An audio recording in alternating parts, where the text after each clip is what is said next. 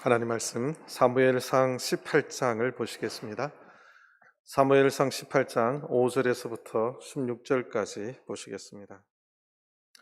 사무엘상 18장 5절에서부터 16절까지 보시겠습니다. 사무엘상 18장 5절 다윗이 사울에 보내는 곳마다 가서 지혜롭게 행하매 사울이 그로 군대의 장을 삼았더니 온 백성이 합당히 여겼고 사울의 신하들도 합당히 여겼더라. 무리가 돌아올 때 곧 다윗이 블레셋 사람을 죽이고 돌아올 때에 여인들이 이스라엘 모든 성에서 나와서 노래하며 춤추며 소고와 경쇠를 가지고 왕 사울을 환영하는데 여인들이 뛰돌며 창화하여 가로되 사울의 죽인 자는 천천히요 다윗은 만만이로다 한지라. 사울이 이 말에 불쾌하여 심히 노하여 가로되 다윗에게는 만만을 돌리고 내게는 천천만 돌리니 그의 더 얻을 것이 나라밖에 무엇이냐 하고 그날 후로 사울이 다윗을 주목하였더라. 이튿날 하나님의 부리신 악신이 사울에게 힘있게 내림에 그가 집 가운데서 야류하는 고로 다윗이 평일과 같이 손으로 수금을 타는데 때에 사울의 손에 창이 있는지라. 그가 스스로 이르기를 내가 다윗을 벽에 박으리라 하고 그 창을 던졌으나 다윗이 그 앞에서 2번 피하였더라. 여호와께서 사울을 떠나 다윗과 함께 계심으로 사울이 그를 두려워한지라. 그러므로 사울이 그로 자기를 떠나게 하고 천부장을 삼음에 그가 백성 앞에 출입하며 그 모든 일을 지혜롭게 행하니라. 여호와께서 그와 함께 계시니라. 사울이 다윗의 크게 지혜롭게 행함을 보고 그를 두려워하였으나 온 이스라엘과 유다는 다윗을 사랑하였으니 그가 자기들 앞에 출입함을 인함이었더라. 아멘. 할렐루야. 오늘 안식일이 시작되는 시간 기억하시고 주님의 전에 나오신 모든 성도님들 하나님께서 은혜 주시길 바랍니다. 전주 지역에 코로나 확진자가 계속 이렇게 발생이 되어서 오늘부터 15일까지 전주 지역의 코로나 2단계로 사회적 거리 두기가 격상이 되었습니다. 모든 성도님들 더 주의하시고 하나님께서 더 지켜주시기를 더 간절히 바랍니다. 우리가 사무엘상 성경 읽기를 했는데요. 사무엘상은 많은 인물들을 성경에 의도적으로 비교를 해놓고 있습니다. 사무엘상의 가장 대표적인 인물의 비교는 결론은 사울 왕과 다윗 왕의 비교입니다. 이 두 왕은 통일 왕국 시대의 왕으로서 사이좋게 사울 왕도 40년 동안 왕이 됐었고 다윗 왕도 사이좋게 40년을 그렇게 왕이 되었고 솔로몬도 40년을 그렇게 했습니다. 그런데 성경은 한 나라의 통일 왕국 시대의 왕이라 하면 부족함이 없죠. 다 왕이 마음대로 할 수 있는 이 땅에서 가장 누릴 수 있는 위치가 왕입니다. 그런데 성경은 두 인물을 비교를 통해서 아주 상세하게 그 결과까지도 이렇게 기록을 해놓고 있습니다. 오늘 그 두 비교를 통해서 우리가 다시 한번 교훈을 얻고 은혜를 나누고자 합니다. 먼저 우리 사울 왕에 대한 것을 좀 보겠습니다. 사울 왕에 대해서는 우리 사무엘상 9장부터 좀 보도록 하겠습니다. 사무엘상 9장 2절부터 보시겠습니다. 사무엘상 9장 2절 조금 빨리 찾아주시기 바랍니다. 키스가 아들이 있으니 그 이름은 사울이요 준수한 소년이라. 이스라엘 자손 중에 그보다 더 준수한 자가 없고 키는 모든 백성보다 어깨 위는 더하더라. 사울 왕을 보니까 육체적으로 왕감이에요. 아주 준수했고 그 준수한 것이 이스라엘 자손 중에 그보다 더 준수한 자가 없다 할 정도로 이렇게 준수했고 키가 모든 백성보다 어깨 위는 더하게 그렇게 큰 키를 가지고 있는 누가 봐도 뛰어난 그러한 존재였습니다. 그가 21절을 보면 사무엘상 9장 21절이 보면 사울이 대답하여 가로되 나는 이스라엘 지파의 가장 작은 지파 베냐민 사람이 아니오며 나의 가족은 베냐민 지파 모든 가족 중에 가장 미약하지 아니하니까 당신이 어찌하여 내게 이같이 말씀하시나이까. 이것은 사울의 겸손함을 나타내는 가장 대표적인 구절입니다. 그러니까 사울이 왕이 되기 전에 그의 겸손함을 볼 수 있는, 사울은 덩치도 컸고 아주 준수하고 잘생겼고 참으로 겸손한 사람이었습니다. 이제 그를 10장 1절에 하나님께서 사무엘을 보내서 10장 1절에 보면 이에 사무엘이 기름병을 취하여 사울의 머리에 붓고 입맞춰 거르되 여호와께서 내게 기름을 부으사 그 기업의 지도자를 삼지 아니하셨느냐. 하나님께서 드디어 사무엘을 통해서 사울을 임금으로 왕으로 기름을 붓습니다. 그리고 10절에 보면 그들이 산에 이를 때 선지자의 무리가 그를 영접하고 하나님의 신이 사울에게 크게 임함으로 그가 그들 중에서 예언을 하니 하나님의 신, 하나님의 영이 또 사울에게 크게 임해서 사울 왕이 참으로 신앙적인 그런 좋은 모습을 보여주고 있습니다. 그리고 11장 15절에 가면 그가 전체 이제 이스라엘의 왕으로서 정식 취임하는 것을 볼 수 있습니다. 11장 15절 보면 모든 백성이 길갈로 가서 거기서 여호와 앞에 사울로 왕을 삼고 거기서 여호와 앞에 화목제를 드리고 사울과 이스라엘 모든 사람이 거기서 크게 기뻐하니라. 사울과 온 이스라엘이 드디어 그렇게 원했던 왕이 세워짐을 통해서 크게 기뻐했다고 되어 있습니다. 이 스토리가 이렇게 계속해서 해피엔딩으로 끝나면 얼마나 좋을까 이런 생각이 드는데, 또 14장 47절을 좀 보면 사울 왕도 굉장히 전략가였고 전쟁에 승리하는, 하나님이 함께 승리하는 왕이었습니다. 14장 47절 사울이 이스라엘 왕위에 나아간 후에 사방에 있는 모든 대적 곧 모압과 암몬 자손과 에돔과 소바의 왕들과 블레셋 사람을 쳤는데 향하는 곳마다 이기었고 용맹 있게 아말렉 사람을 치고 이스라엘을 그 약탈하는 자의 손에서 건졌더라. 사울은 왕으로서 신체적인 조건, 또 용사로서 전문적인 조건, 또 리더십도 있었고 신앙인의 모습도 있었고 또 상당한 카리스마도 있는, 그러니까 왕으로서 다 가질 수 있는 조건은 다 가지고 있는, 또 왕이 되어서 모든 것을 누릴 수 있는 그런 이스라엘의 초대 왕이 되었습니다.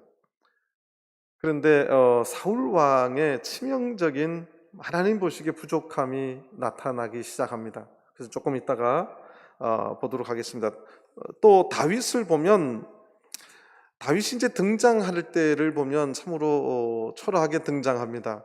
하나님께서 이새의 집에, 베들레헴 이새의 집에 왕감이 있다, 그 말씀을 하셔서 사무엘이 가니까 마다들이 나타나는데 정말 이 마다들이 왕인가 보다 할 정도로 그 집안에 아들만 8명이 있었어요. 그래서 첫째, 둘째, 7째까지 다 지나갔는데 하나님이 안일을 하시는 거예요.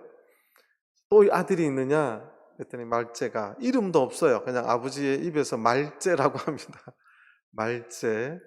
말째가 들에서 양을 키우고 있습니다. 데리고 와라. 그래서 성경에 처음 나타나는 것이 다윗이라고 하는 아주 소년이었습니다. 사무엘상 16장 11절을 보시겠습니다. 16장 11절. 또 이새에게 이르되 네 아들들이 다 여기 있느냐. 이새가 가로되 아직 말째가 남았는데 그가 양을 지키나이다. 사무엘이 이새에게 이르되 보내어 그를 데려오라. 그가 여기 오기까지는 우리가 식사 자리에 앉지 아니하겠노라. 그래서 12절에 나타나는 이에 보내어 그를 데려오매 그의 빛이 붉고 눈이 빼어나고 얼굴이 아름답더라. 여호와께서 가라사대 그니 일어나 기름을 부으라. 하나님께서 이미 한 왕을 보았다. 그가 크다 이렇게 말합니다. 사무엘도 굉장히 놀랐을 것 같아요.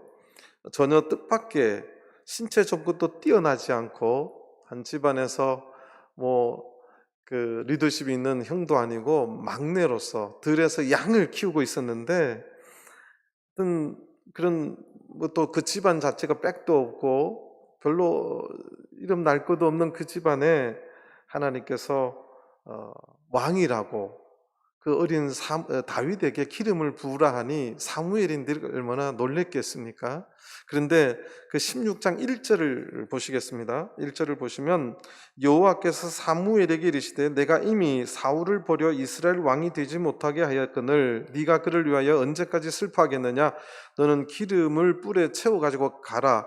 내가 너를 베들레헴 사람 이새에게로 보내리니 이는 내가 그 아들 중에서 한 왕을 예선하였음이니라.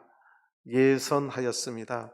이 히브리어가 하나님이 보았다는 뜻입니다. 보았다는 거예요. 예선하니까 이제 미리 예자 뽑을 선자 미리 뽑았다 이런 뜻으로 이제 번역이 되는데 원래 원어는 왕감으로 내가 한 왕을 이미 보았다고 이야기하신 거예요. 그러니까 온 이스라엘에 하나님 보시기에 왕이 될 만한 사람 한 사람을 하나님이 보셨다는 거예요. 여기에 우리가 생각해 봐야 됩니다. 하나님께서는 육체적으로 뛰어나고 또는 세상에서 힘이 있고 세상에서 왕이라고 인정해 줄 만한 자, 그러니까 외모를 통해서 왕을 보시는 게 아니라 어떻게 보면 세상 사람들 눈에는 가장 초라하고 능력 없고 전문성 없고 전쟁이라고 해보지 않은 그저 양치던 목동을 하나님께서는 왕감으로 내가 한 왕을 보았다고 말씀하신다는 사실입니다. 지금도 저는 하나님께서 이 땅에 있는 모든 성도들을 보고 계실 것입니다. 하나님께서 당신의 일꾼으로 또는 당신의 귀한 자녀로서 이 땅에서 다윗같이 내 마음에 합한 사람으로 찾고 계시고 내 마음이 합한 사람이라고 인정하는 그에게 하나님의 형통함과 하나님의 언약의 계보를 주시기 위해서 지금도 보고 계실 줄 믿습니다. 그래서 사무엘상 16장 7절에 아주 유명한 말이 있죠. 사무엘상 16장 7절 여호와께서 사무엘에게 이르시되 그 용모와 신장을 보지 말라 내가 이미 그를 버렸노라. 이것은 첫째 아들 엘리압을 두고 하는 말입니다. 나의 보는 것은 사람과 같지 아니하니 사람은 외모를 보거니와 나 여호와는 중심을 보느니라. 하나님께서는 사람의 외모를 통해서 보는 게 아니라는 거죠. 그 사람의 중심을 본다는 거예요. 그런데 지금도 교회 안에서는 외모를 보는 경향이 늘 존재합니다. 늘 그렇게 존재해요. 제가 모교에 있을 적에 이제 부인회장을 그 교회에서도 1년에 한 번씩 이렇게 직무에서 뽑는데, 늘 부인회장이 싸움터가 되고 문제가 많은 교회였습니다. 왜 그러냐면 그 교회에서 제일 힘센 사람을 뽑아놔요. 그러면 일은 안 해요. 늘 전화만 들고 시킵니다. 이렇게 말로만 하는 부인회장을 시켜놔요. 그러면 이게 또 끼리끼리만 해요. 그러니까 교회에 늘 파당이 있어요.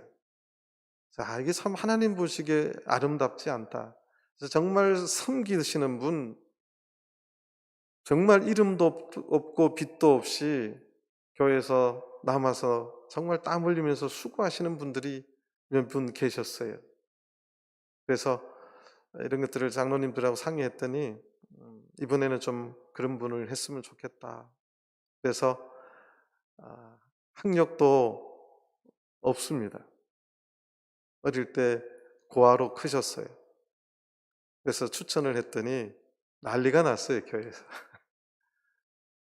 또 성직자 되시는 분이 저한테 손가락질 하면서 그 자매가 뭘 안다고 부인회장을 해요? 이러고 달라듭니다.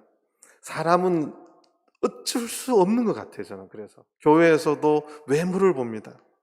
교회에서도 항상 사람이 보는 기준으로 보는 성향이 있어요. 근데 우리 하나님은 절대 사람을 외모로 어떤 육체적인 능력으로 보지 않는다는 사실이에요. 저는 이 말씀 자체가 얼마나 은혜가 되는지 몰라요. 우리 성도님들 혹시 나같이 이렇게 부족한 사람 하나님이 쓰실까? 그거 염려할 필요 없어요. 하나님께서는 사람이 보는 것처럼 그렇게 외모를 보지 않으시는 하나님이시라는 사실에, 그 사실에 감사하시게 되길 바랍니다. 근데 여전히 교회는 그런 것들이 남아 있어요.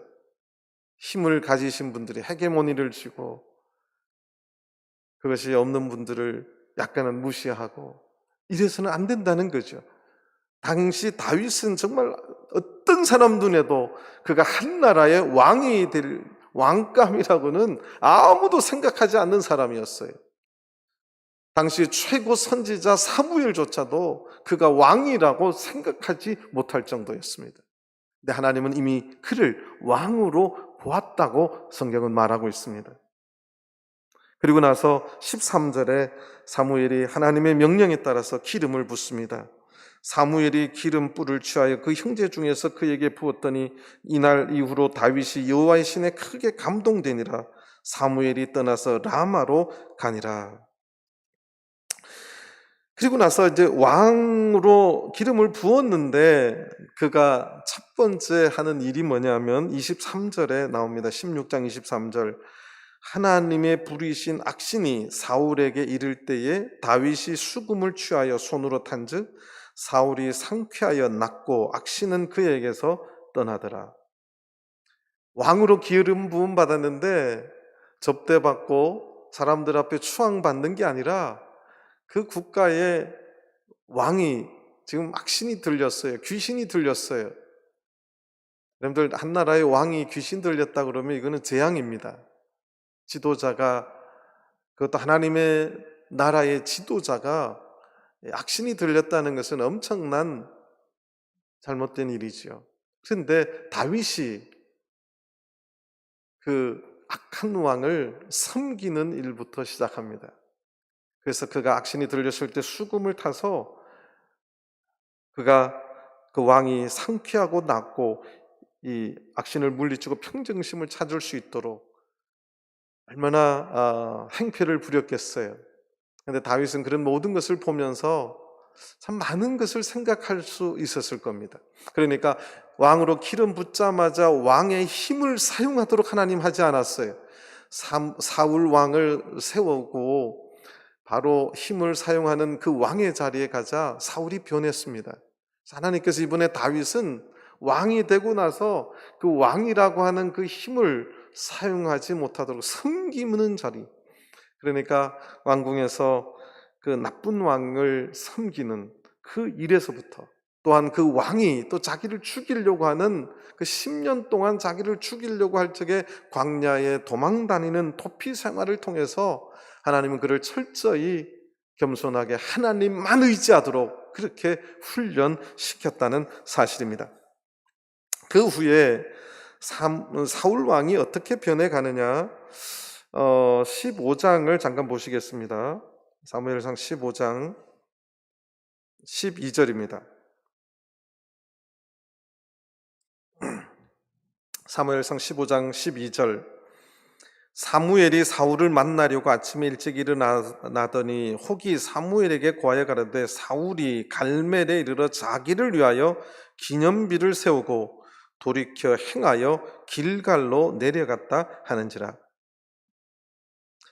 사울이 그렇게 겸손했던 사람인데 왕이 되자 자기를 위하여 기념비를 세웠다고 되어 있습니다. 아주 노골적으로 교만해져 있는 모습을 볼 수가 있죠.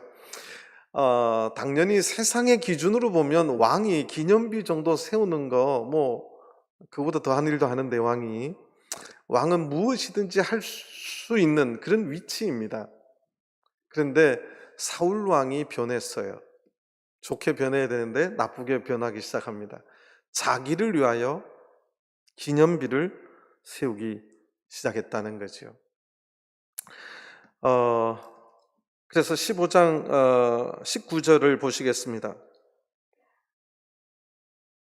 15장 19절. 어찌하여 왕이 여호와의 목소리를 청종치 아니하고 탈취하기에만 급하여 여호와의 악하게 여기시는 것을 행하였나이까.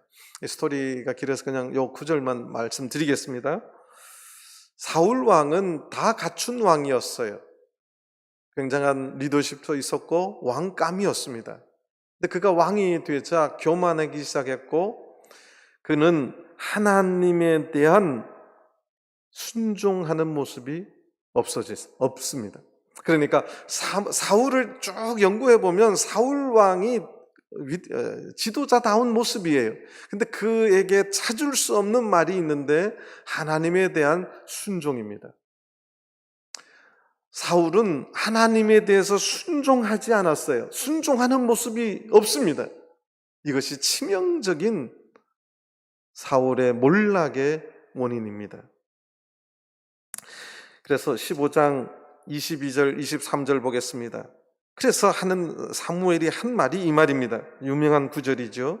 사무엘이 가로되 여호와께서 번제와 다른 제사를 그 목소리 순종하는 것을 좋아하심같이 좋아하시겠나이까. 순종이 제사보다 낫고 듣는 것이 수양의 기름보다 나으니 이는 거역하는 것은 사술의 죄와 같고 완고한 것은 사신 우상에게 절하는 죄와 같음이라. 왕이 여호와의 말씀을 버렸으므로 여호와께서도 왕을 버려 왕이 되지 못하게 하셨나이다. 사울 왕이 다 가지고 있어요. 세상에서 누릴 수 있는 모든 것을 누릴 수 있는 위치에 있었음에도 불구하고 그는 하나님의 말씀을 순종치 않았습니다. 그래서 사무엘이 콕 찍어서 말을 합니다. 하나님의 말씀을 순종치 않았다. 순종이 제사보다 나은데 당신은 왜 순종하지 않느냐 이거지요. 그래서 15장 26절에 드디어 하나님께서 이렇게 말씀하십니다. 사무엘이 사울에게 이르되 나는 왕과 함께 돌아가지 아니하리니 이는 왕이 여호와의 말씀을 버렸으므로 여호와께서 왕을 버려 이스라엘 왕이 되지 못하게 하셨음이니이다 하고, 그 좋은 자리, 그 능력 있는 자리에 있던 사울 왕이 왜 하나님 앞에 불순종했을까요? 왜 불순종했을까요? 이유는 누가 왕이기 때문에? 내가 왕이기 때문에. 여기서 우리가 깊이 생각해야 됩니다. 왕은 내가 원하는 대로 살고 싶은 자리예요. 세상 나라의 왕은 자기 마음대로 하고 싶은 자리가 그 왕의 자리입니다. 그래서 서로 하려고 하는 거예요. 그런데 하나님의 나라의 킹십, 왕의 자리는 하나님의 대신 통치자예요. 하나님의 말씀을 가지고 왕부터 하나님의 말씀을 순종하고 하나님의 말씀을 가지고 백성을 통치하는 자리입니다. 그런데 내가 왕이 되면 내 인생 내 맘대로 하고 싶은 자리죠. 내가 왕인데 오늘날 이게 남의 이야기가 아니에요. 오늘날 이것이 나의 이야기입니다. 사실 우리가 다 자기가 왕으로서 살아가고 있는 시대가 오늘날의 삶의 모습입니다. 오늘날 자기 마음대로 살고 싶지 않은 사람이 어디 있어요? 다 자기 마음대로 그리고 교육이 그걸 부추깁니다. 그리고 모든 절대적인 예절이 이것도 다 상대적인 개념으로 이미 넘어간 지 오래됐어요. 예의 엄청 바르고 능력 없으면요 아주 우습게 봅니다. 예의 없고 자기 마음대로 하는데도 능력 있고 돈 잘 벌면요 다들 그를 존경하고 좋아합니다. 이게 시대가 이미 변한 지 오래됐어요. 가치관의 변화가 이미 뒤집어진 지 오래됐죠.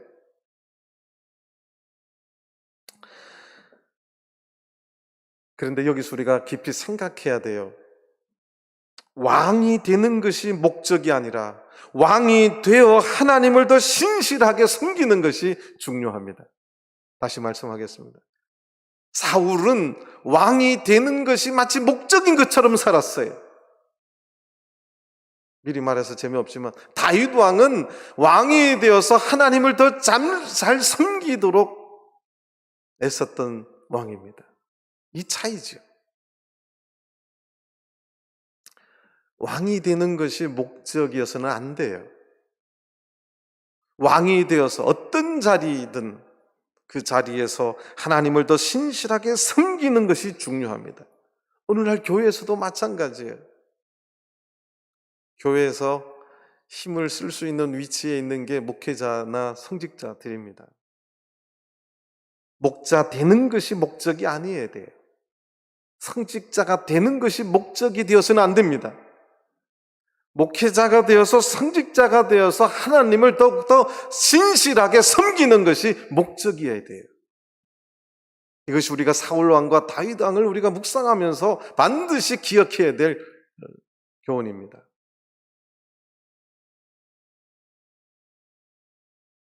어떤 분 이런 말 듣잖아요. 저분 집사님 되기 전에는 참 겸손하고 신실했는데 오히려 성직자가 되고 나서 사람이 많이 변했다. 이게 사울 왕의 모습입니다. 남의 이야기가 아니에요. 옛날 이야기가 아니에요. 오늘날 우리들의 이야기입니다. 또 직장인들이 직장 가지기 전에 목사님 취직할 수 있도록 기도해 주세요. 또 교회 와서 늘 기도하고, 막상 직장인이 되어서는 이제 교회를 몰려합니다.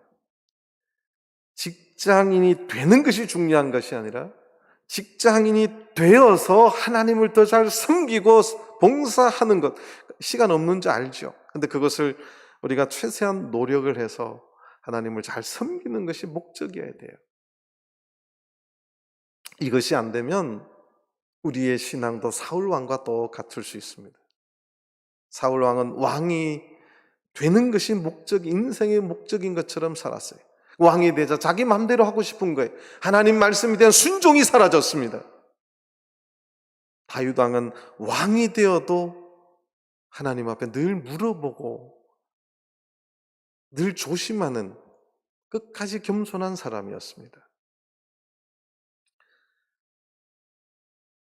세 번째 사울 왕의 이렇게 하나님 앞에 버림받은 이유는 하나님께 뜻을 묻지 않고 세상 힘의 논리를 따라 힘을 사용했기 때문입니다. 오늘 본문 사무엘상 18장 7절을 보시면 여인들이 뛰놀며 창화에 가로되 사울의 죽인 자는 천천히요 다윗은 만만이로다 한지라 사울이 이 말에 불쾌하여 심히 노하여 가로되, 이제 이 반론은 시기심과 어떤 왕으로서의 이 불쾌한 거죠. 여기 말한 것처럼.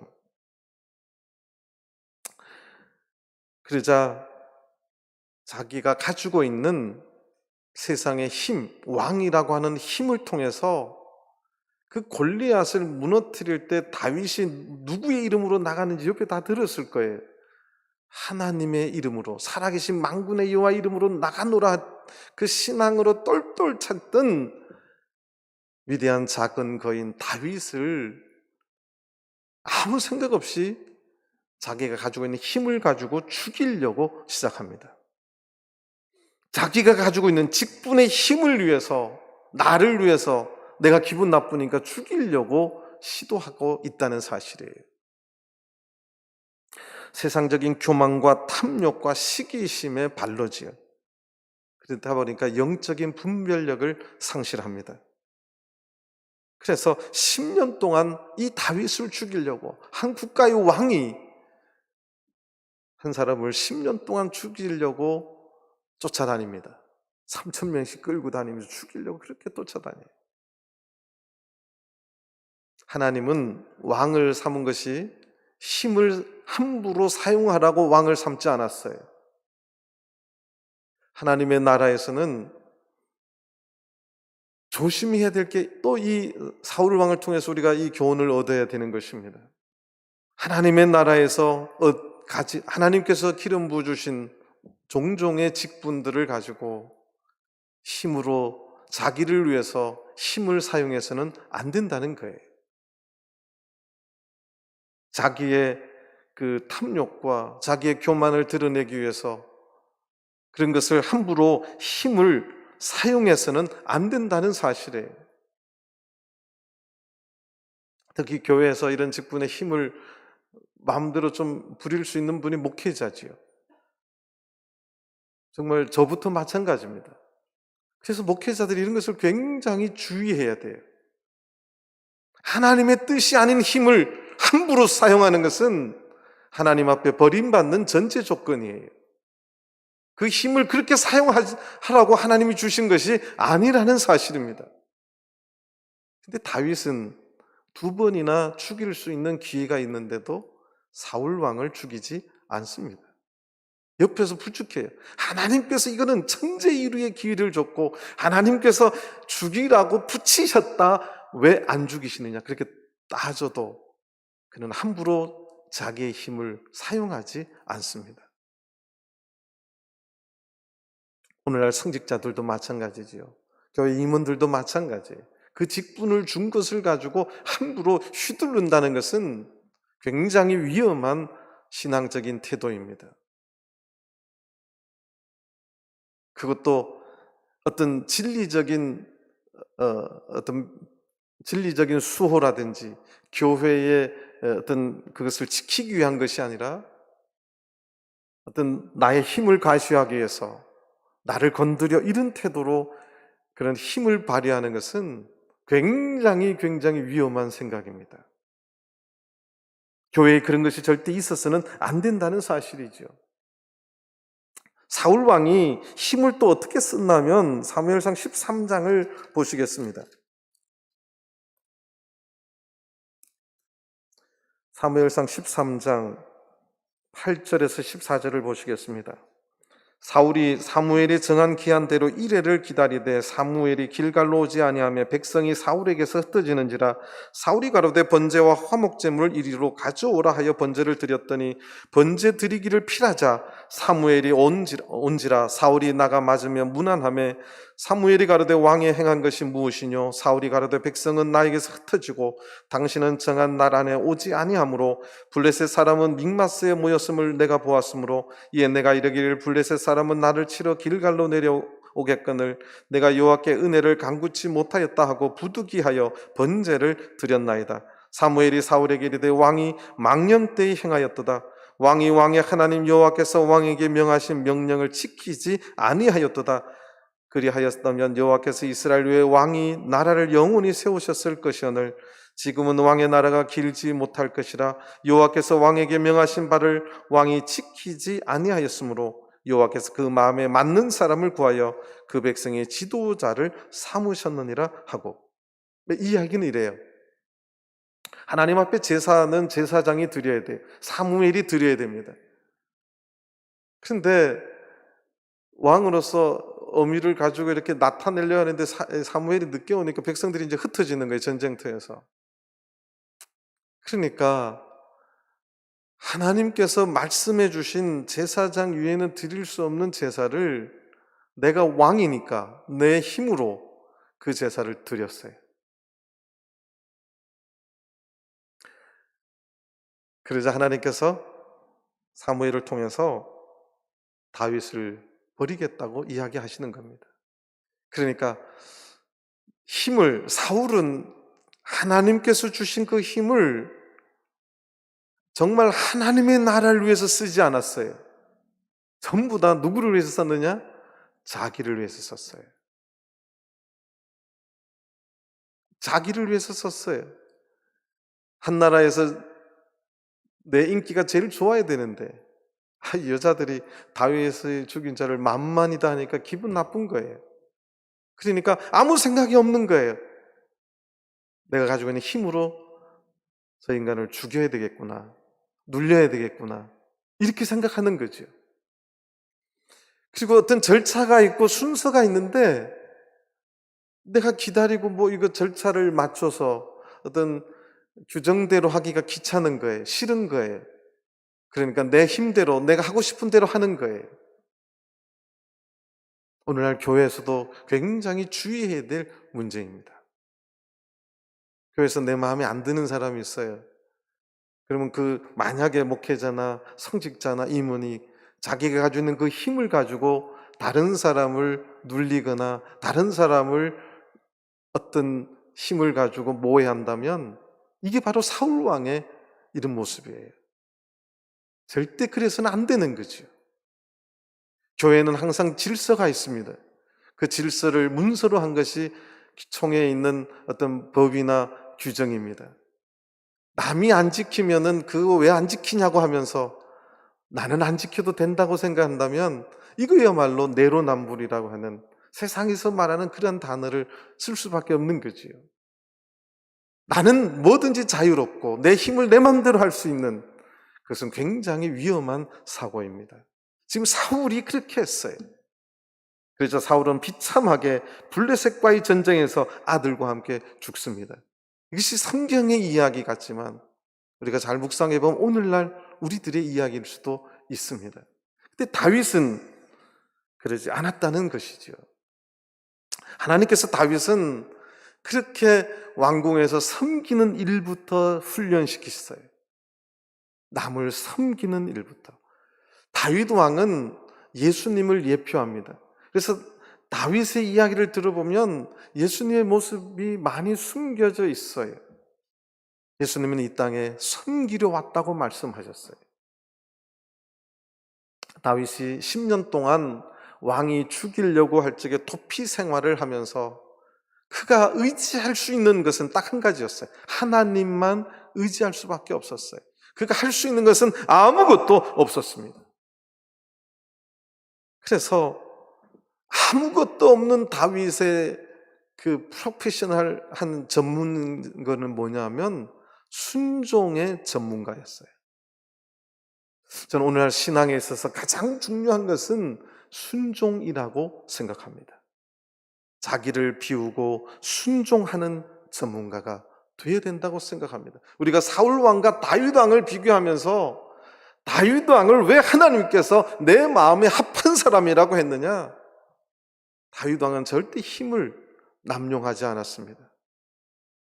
그는 하나님 앞에 철저하게 시련과 고난 속에서 하나님 앞에 순종하는 사람이었습니다. 오늘날도 마찬가지예요. 오늘날 한국에도 집집마다 자녀를 한 명, 이렇게 두 명 이렇게 놓다 보니까 중국에 가면 집집마다 법률적으로 한 명밖에 못 놓습니다. 그래서 중국에서는 소황제라고 합니다. 작은 황제다. 집집마다 한 명이니까 못 해주는 게 없죠. 요즘 젊은이들의 사고는 너 하고 싶은 대로 해. 이게 이제 교육입니다. 너 하고 싶은 대로 하라는 거지요. 어떻게 보면 무엇이든지 내가 하고 싶은 대로 할 수 있는 것이 오늘날 사회인데 순종하라고 하는 단어가 참 안 어울려요. 그러다 보니까 부모 말도 잘 순종 안 합니다. 내 하고 잡은 대로 하고 사는 거지요. 근데 성경은 하나님 앞에 하나님과 함께하는 형통함과 복을 얻으려면 하나님 앞에 철저히 순종해야 된다는 것을 하나님은 다윗을 통해서 가르쳐주고 있습니다.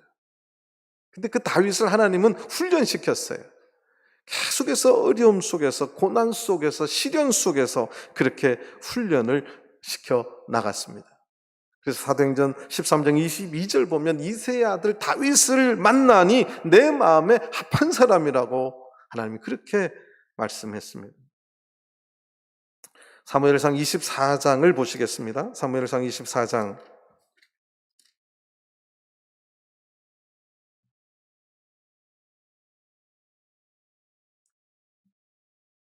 사무엘상 24장 1절 사울이 블레셋 사람을 따르다가 돌아오매 혹이 그에게 고하여 가로되 보소서 다윗이 엔게디 황무지에 있더이다. 엔게디 황무지, 제가 엔게디 가봤습니다. 그 유대 광야 사해 옆이에요. 아무것도 없어요. 풀 한 폭이 없습니다. 근데 그 엔게디 계곡만 물이 흘러요. 계곡 속에 아주 숨어 있는 물이 있어요. 그러다 보니까 염소가 많아요. 그래서 그 풀이 좀 보이고 있습니다. 그럽니다. 그 사해 사분 발견된 데하고 멀지 않아요. 근데 거기에 있다가 보니까 2절 사울이 온 이스라엘에서 택한 사람 3천을 거느리고, 한 사람 죽이기 위해서 몇 명을 거느려요? 3,000명을 거느리고 다윗과 그의 사람을 찾으러 들염소 바위, 이게 이제 엔게디라는 뜻이에요. 들염소 바위로 갈새 3절 길가 양에 우리에 이른즉 굴이 있는지라 사울이 그 발을 가리우러 들어가니라. 다윗과 그의 사람들이 그 굴 깊은 곳에 있더니 엔게디에 다윗이 숨었다는 말을 듣고 사울 왕이 3천 명을 풀어서 다윗을 찾으러 가는데 어쨌든 그 유대 광야에 막 이 길이 험합니다. 많이 떨어져 죽기도 하고 이런 길이에요. 근데 그 동굴이 있는데 동굴 안에는 밖이 보여도 동굴 밖에서는 안이 잘 안 보이잖아요. 그런데 그 3천 명이 동굴에 다 들어간 게 아니라 3천 명 중에 사울 왕이 한 사람이 동굴 안에 들어갔어요. 뭐 하러 들어갔느냐? 발을 가리우러 들어갔어요. 유대인들이 발을 가려운다는 뜻에는 두 가지가 있어요. 하나는 좀 강대상에서 말하기가 그런데 그냥 지금 말을 할게요. 대변을 보는 때 발을 가린다는 말을 하고, 두 번째는 잠자고 수면을 취할 때 이불을 이제 발을 가리니까 그것도 발을 가리우는 두 가지로 씁니다. 근데 여기에서 지금 낮에 사람을 잡으려고 가는데 동굴에 들어가서 좌지는 않을 거 아니에요. 왜냐하면 동굴에는 날짐승도 있습니다. 사해사본을 발견할 때도 목동들이 밖에서 돌을 던졌어요. 안에 짐승이 있으면 들어가다가 이제 덮칠까봐 밖에서 돌을 던지다가 동굴 안에 쨍그랑 소리가 나서 짐승이 없고 뭐가 깨졌지 하고 들어가서 발견한 게 사해사본 그 단지예요. 그러니까 이제 동굴에 짐승도 있고 하니까 늘 두려운 것이 동굴이기도 한데, 발을 가리러 갔다 여기 표현은 자로 들어간 게 아니라 이제 거기는 들판이라 화장실이 없죠. 3천 명이 볼 수 있으니까 왕이 혼자 이제 볼일을 보러 들어갔어요. 옆에 아무도 없습니다. 근데 그 안에 다윗이 있는 거예요. 거기에 다윗을 따르는 사람이 한 400명에서 600명 가량 있었다. 성경 그렇게 기록이 되고 있는데요. 4절에 보니까 다윗의 사람들이 가로되 보소서, 여호와께서 당신에게 이르시기를 내가 원수를 내 손에 붙이리니 네 소견에 선한 대로 그에게 행하라 하시더니 이것이 그날이니이다. 그러니까 하나님께서 원수를 다윗의 손에 붙이겠다, 그러니까 죽일 수 있게 해주겠다고 하는 날이 오늘이라는 거죠. 하나님이 내려준 그 절대 다시 올 수 없는 기회가 바로 오늘이라는 거예요. 왕이시여 죽이라는 거예요. 다윗, 당신이 죽여야 된다. 그런데 다윗이 일어나서 사울의 겉옷자락을 가만히 베니라. 자, 7절로 넘어가면 다윗이 이 말로 자기 사람들을 금하여 사울을 해하지 못하게 하니라. 사울이 일어나 굴에서 나가 자기 길을 가니라. 다윗이 자기 부하들에게도 사울 왕을 죽이지 말라고 이야기합니다. 세상 힘에 철저한 자기 컨트롤이에요. 얼마든지 죽일 수 있었어요. 근데 그는 그 힘을 함부로 사용하지 않습니다. 11절 12절을 보겠습니다. 그 사건 이후에 다윗이 나의 아버지여 보소서, 내 손에 있는 왕의 옷자락을 보소서. 내가 왕을 죽이지 아니하고 겉옷자락만 베었은즉 나의 손에 악이나 죄가가 없는 줄을 아실지니이다. 왕은 내 생명을 찾아 헤아려 하시나 나는 왕에게 범죄한 일이 없나이다. 12절 여호와께서는 나와 왕 사이를 판단하사 나를 위하여 왕에게 보복하시려니와 내 손으로는 왕을 해하지 않겠나이다. 16절 다윗이 사울에게 이같이 말하기를 마침에 사울이 가로되 내 아들 다윗아 이것이 네 목소리냐 하고 소리를 높이 울며 다윗에게 이르되 나는 너를 학대하되 너는 나를 선대하니 너는 나보다 의롭도다. 이러면 이제 사람이 변해야 되잖아요. 안 변합니다. 26장을 보시겠습니다. 26장 1절 2절을 또 보시겠습니다.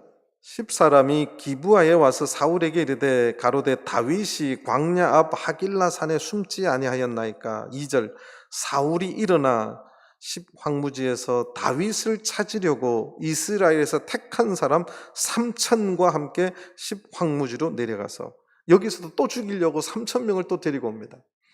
7절을 보시겠습니다. 다윗이 아비새가 이제 하나님께서요 전부 다 잠들게 만들어버려요. 얼마나 피곤해. 사울 전에 다 다 잠들게 하고 다윗과 신복 아비새 둘이가 거기를 가는데 다 잠들었어요. 그게 이제 7절입니다. 다윗과 아비새가 밤에 그 백성에게 나아가 본즉 사울이 진 가운데 누워 자고 창은 머리곁 땅에 꽂혔고 아브넬과 백성들은 그를 둘러 누웠는지라. 아비새가 다윗에게 이르되 하나님이 오늘날 당신의 원수를 당신의 속에 붙이셨나이다. 그러므로 청하오니 나로 창으로 그를 찔러서 단번에 땅에 꽂게 하소서. 내가 그를 2번 찌를 것이 없으리이다. 한 번만 그냥 찌르면 죽일 수 있는 위치에 있다는 거죠. 9절 다윗이 아비새에게 이르되 죽이지 말라. 누구든지 손을 들어 여호와의 기름 부음을 받는 자를 치면 죄가 없겠느냐. 또 가로되 여호와께서 사시거니와 하나님께서 살아계신다는 거죠. 여호와께서 그를 치시리니 혹 죽을 날이 이르거나 혹 전장에 들어가서 망하리라. 그래서 12절 다윗이 사울의 머리 곁에서 창과 물병을 가지고 떠나가되 깨든지 이를 보든지 알든지 하는 사람이 없었으니 이는 여호와께서 그들로 깊이 잠들게 하셨으므로 그들이 다 잠이 없더라. 이때도 죽일 수 있는 기회가 있었어요. 그래서 아비새가 알죠. 10년 동안 사울이 다윗을 죽이려고 쫓아다녔어요. 10년 동안.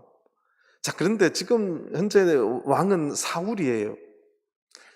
2가지 찬스지요. 자기를 10년 동안 죽이려고 악착같이 따라다녔던 사울 왕을 죽일 수 있는 절호의 찬스이고, 2번째는 이제 누가 왕이 될 수 있는 찬스예요? 내가 왕이 될 수 있는 절호의 찬스예요. 이럴 때 세상 사람 힘 안 쓰는 사람 없어요. 회사에서도 내가 올라가야 누가 죽어요? 하여튼 저 친구를 밟아야지 누가 올라가요? 다들 안 해보시고 착하신 분들만 계셔가지고 세상은 남을 밟아야 내가 올라가는 거지요. 그러니까 다윗이 이 지긋지긋한 도피 생활을 청산하고 이제 그 왕궁에서 화롭게 살 수 있는 절호의 찬스가 창 하나를 들어서 그냥 찍으면 끝나는 거였어요. 그런데 다윗이 그 힘을 사용하지 않습니다. 쉽지 않습니다. 교회에서도 돌아가는 걸 보면 그런 기회 때 힘을 안 쓴다는 게 쉽지 않아요. 근데 다윗은 힘을 안 씁니다. 이게 위대한 하나님의 사람의 모습이에요. 다 하나님의 뜻에 맡깁니다. 시간에 대해서 결론을 좀 말씀드리겠습니다. 오늘 사무엘상은 의외로 비교를 계속 해놔요. 인물에 대해서 비교를 해놓는데 그 절정이 사울 왕과 다윗 왕의 비교입니다. 그런데 중요한 것은 오늘 18장, 오늘 본문을 읽었는데요. 18장에 보면 하나님과 함께 하셨다는 표현이 나옵니다. 하나님과 함께 하심으로 12절 여호와께서 사울을 떠나 다윗과 함께 계심으로 그 다음에 14절 그 모든 일을 지혜롭게 행하니라 여호와께서 그와 함께 계시니라. 저는 핵심은 누가 하나님과 함께 하느냐가 중요합니다. 왕이 되는 게 중요한 게 아니에요. 어떤 자리에 올라가는 게 중요한 게 아니에요. 어떤 성직을 가지는 게 중요한 게 아니에요. 누가 하나님과 함께 하느냐가 중요합니다. 왕과 같은 축복된 위치에서도 왕과 함께 하는 것이 중요합니다. 왕일수록 중요합니다. 그렇다면 교회도 마찬가지요. 직분을 가진 자일수록 그 직분을 가지는 것이 중요한 게 아니라 직분과 함께 하나님과 함께 하는 것이 더 중요합니다. 사울 왕의 인생이 왜 그렇게 비참하게 추락했냐 하면 오늘 성경은 너무나 정확하게 구체적으로 기록해 놓고 있는데 그 이유는 하나님이 그를 버리셨기 때문입니다. 하나님이 그를 버리셨기 때문입니다. 그럼 하나님은 왜 그를 버리셨다고 말하느냐? 누가 먼저 버렸어요? 사울왕 그가 먼저 하나님을 버렸다고 성경은 너무 정확하게 말해놓고 있어요. 오늘날도 마찬가지입니다. 나는 우리 전주교회 모든 성도님들이 하나님과 동행하시기를 간절히 바랍니다. 하나님과 동행하시기 위해서는 하나님을 절대 버려서는 안 됩니다. 하나님을 떠나서는 안 됩니다. 내가 어떤 자리에 있든. 그래서 우리가 구약 이야기를 쭉 보면서 늘 알아야 될 것은요, 세상적으로 출세하고 세상적으로 형통할 때가 영적인 가장 위기입니다.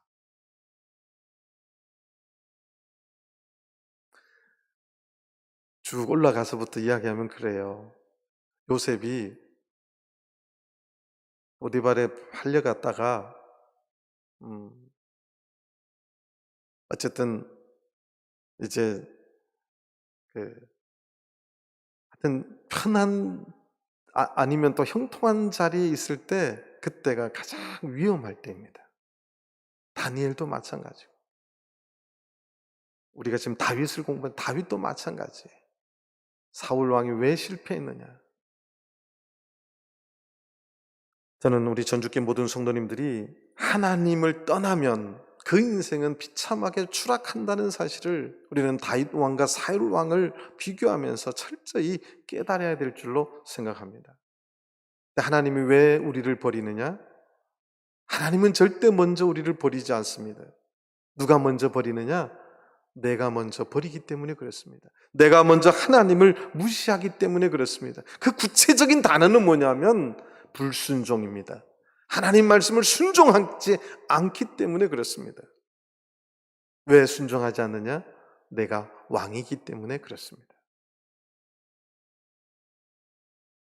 이제 목회자의 이제 청년들 별명이 꼰대예요. 왜 꼰대냐면 이거 하지 마라 저거 하지 마라 이러니까 이제 애들이 꼰대라고 하는데, 내가 한 청년이 나한테 그렇게 따지러 와서 그랬어요. 그래? 그럼 내가 내일 다음 주 설교 때부터 너네들 이방 결혼해라, 야 PC방 네 맘대로 다녀라, 뭐 술도 먹어라 막 이러면 되냐? 내가 그랬어요. 하라고만 좀 말을 하라 그래서. 맘대로 살아라 하면 좋겠죠. 맘대로 살아라 하면 좋겠죠. 그런데 하나님의 말씀은 맘대로 살아라가 아니라 하나님 말씀을 뭐 하라고요? 순종하라고 말씀하셨어요. 그 순종하라고 하는 것을 말을 해야 되는 위치가 목회자의 위치이기 때문에 그런 거죠. 그래서 저는 이 시대에 우리 다는 왕으로 자기 인생 왕은 나입니다. 그런데 사울 왕과 같이 실패하지 아니하고 다윗 왕과 같이 하나님과 일생을 동행하며, 다윗도 하나님 보시기에 부족함이 너무 많죠. 사울 왕만 부족함이 있는 게 아니라 다윗 왕도 부족한 게 많이 드러났어요. 근데 왜 그가 하나님께서는 다윗 왕을 그렇게 사용했느냐? 오늘 우리가 찾아봤던 이런 사울 왕과의 삶이 전혀 반대로 살았기 때문에 그렇습니다. 그 축약되고 축약된 한 단어는 철저하게 하나님 말씀을 순종하기를 원했어요. 저는 우리 전주교회 모든 성도님들이 순종의 전문가들이 다 되어서 하나님과 함께 일생을 동행하시는 저와 여러분들 되기를 간절히 바랍니다. 다 같이 묵도하시겠습니다.